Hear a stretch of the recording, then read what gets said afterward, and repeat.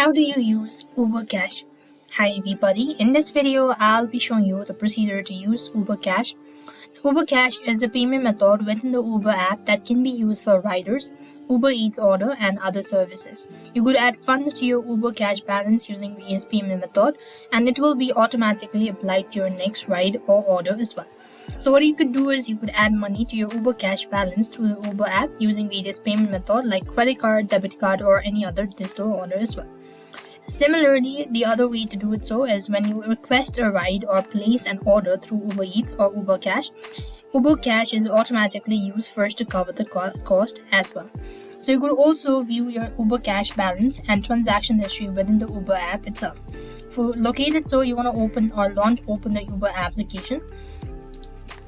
Click on your initials from the top of the page and you could find your Uber Cash. There you could locate your Uber Cash balance as well. You could go ahead and click on it and select the different ways to add it. So this is how you could use Uber Cash.